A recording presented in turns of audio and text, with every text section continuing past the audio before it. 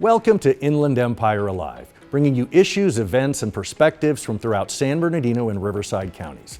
I'm David Brady, and on today's show, I'll welcome Steve Pinkney to talk about the Salvation Army's many programs to help the lives of people throughout the region. That's today on Inland Empire Alive.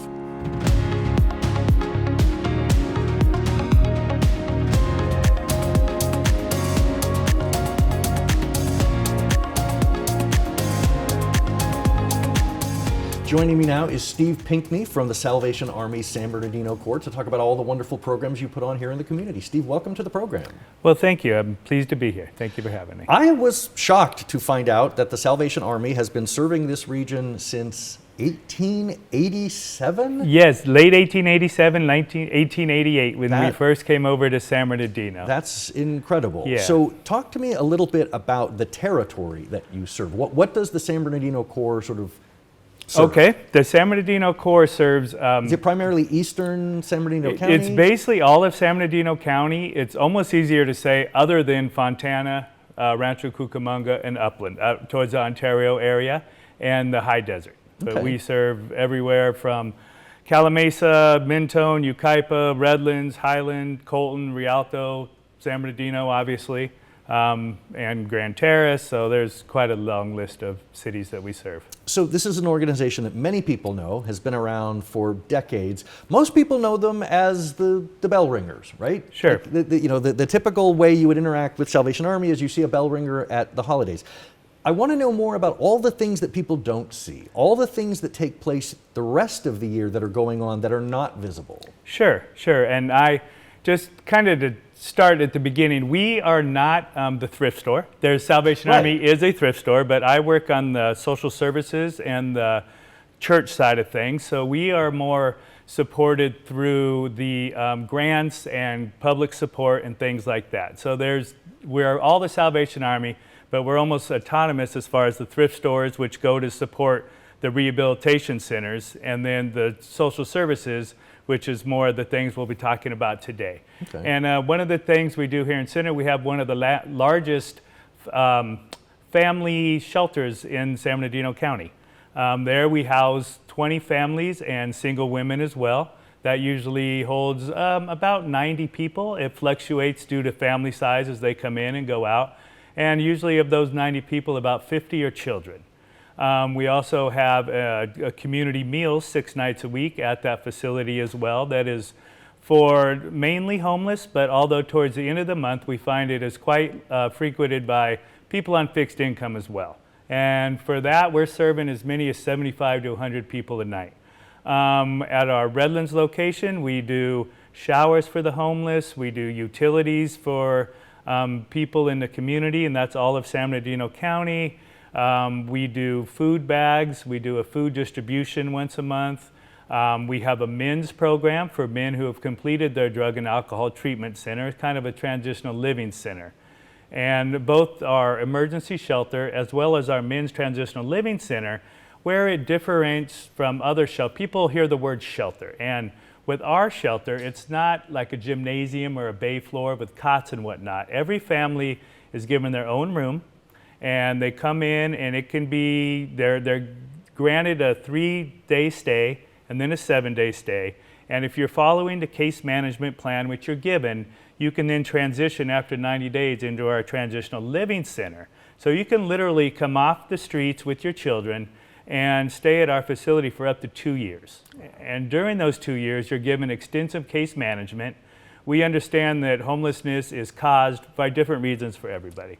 Sure, there is people out there who are there from addiction, but oftentimes it can be domestic violence, it can be mental health, it can be just bad breaks, a car breaks down. We had a school teacher one time who was obviously had a degree, she was teaching school, and just her car broke down, and then she got a divorce, and it was her and her child just needed a place to stay. So she was able to come to us, stay for, in her particular case, it was only about 90 days, but just enough time to get back on her feet and then go out into the world again. So we do a lot of things in our community, and our advisory board likes to joke with us that we are one of the best kept secrets in the town. So we're hopeful for places like this where we can help tell our story and what we do. Well, you covered so many of the services that you put on. How have you seen the need fluctuate? We hear so much about the economy, and does it really reflect the way people are feeling and living? Do you see an improvement in the homelessness situation, or does it feel sometimes like it's an intractable problem? It is a large problem, and it is one where we feel that it needs to be addressed, again, kind of to the point, every individual is a little bit different. And to that point, we have recently started, one of the programs I did not mention yet is our street outreach team. And what that is that's a team of individuals who go out into the ditches, into the fields, into the vacant cars or the vacant homes, and we meet the people where they are. We meet with them, and it usually starts, a bottle of water. And then next time, because you got to build a rapport, build some trust. And then the next time, a sandwich. And then eventually we're getting what we call doc ready. And doc ready is you need an ID, you need a birth certificate sometimes. But a lot of times people who don't understand the complete problem say, well, they just need to go get a job. Well, part of getting a job is having the documentation you need to do that. Right. And when you're homeless, you don't have an address. So, we work on just the fundamental root of the problem. But to answer your question, the homelessness is not getting better at this particular time, I hate to say. I do think we're making a dent on it, and I do believe if we keep doing what we're doing with the help of the community, and by no means can the Salvation Army do this alone, we can make homelessness a better place. I hate to say it'll ever go away, because I don't think you can say that. Because if you solved the problem, you would put yourself out of and existence. There's nothing that would make me happier. So it's almost like, if this problem didn't exist, well, you wouldn't have a reason to do what you do. So there must be satisfaction, though, even if the problem of homelessness may seem intractable, that you're making a difference in these individual families' lives. You are solving problems in the individual lives of these people who come to you for help. Yes, the big statistical problem may still exist, but there must be a lot of satisfaction in seeing the change, like you said, just getting back on your feet. It is, and we have a little motto we use at our transitional living centers. We like to break the cycle of homelessness. There's no way for us to know how many generations we are affecting when we help the mother and the child. Because if we help that mother and the child, when they come to us and they follow the case manager, and let's say they are there 2 years. We had a lovely story where the mother was deaf, and she was recently with 3 children.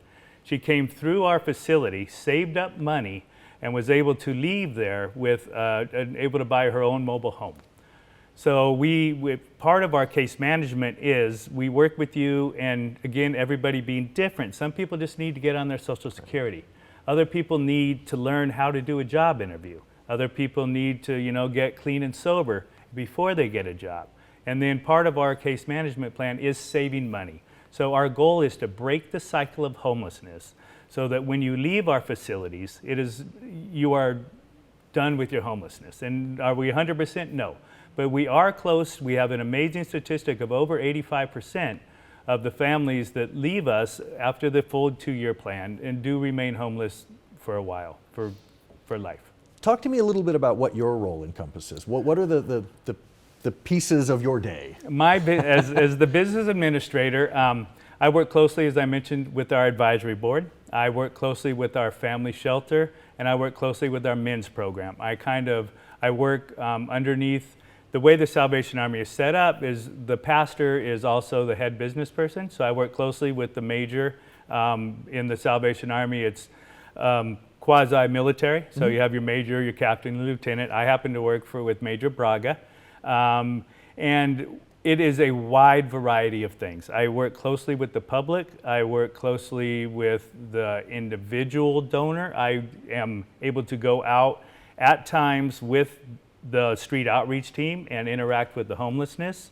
One thing the Salvation Army we're proud of is 85 cents of each dollar raised goes back into the community. So with that comes not a huge staff. So I wear many hats, but as the business administrator, a lot of it is dealing with the financial side of things. Well, that raises a good point. So there's always a need for donations. There's always a need for volunteers. Where is the greatest need now here in San Bernardino? How can people help the most effectively now?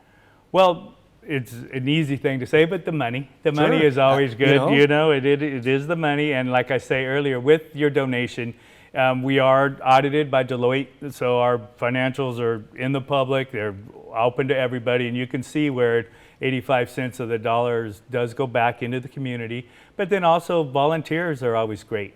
We have, for instance, we work closely with Cal State San Bernardino for the children that are in our shelter are given tutors every day. So Cal State sends their tutors over and we do that. We need volunteers for our community outreach program, for our community meal. We even need volunteers to help with the showers for the homeless. You go in there after you shower, you go in and you clean the shower again, and we prepare a warm meal for them. So you can come to us in the morning, so we need help with that. So volunteerism and money are always the two things that we're looking for. Well, I know that Salvation Army is a national organization, but how can folks get help from the local core? Where can people call? Where can people go for more information? Sure. You could always reach out to our phone number, which is 909-792-6868. And with that number, we will direct you. For instance, if you're in need of a shelter, you're a single woman, or and one thing about our shelter, if you don't mind, I'd like to mention, we are one of the few shelters where we will take fathers with children, and we will take pregnant women who haven't had the children yet, and we will take multi-generational, for instance, if it's grandma and ma and mom, and grandma is the caretaker, so mom can go to work, we allow that family to stay intact. Our family has many definitions. It does, and you do not necessarily, and it doesn't have to be the quote-unquote traditional Nuclear family. Yeah. Exactly, yeah, so we will work with all that. Teens are welcome, which is one thing that usually does not happen. A lot of times teens will be separated. So we do offer all that in our shelter as well. But you can get at that number I just gave, and then you could also, on our website, www.sanbernardino.salvationarmy.org. And you can donate there, or there's volunteer opportunities there as well.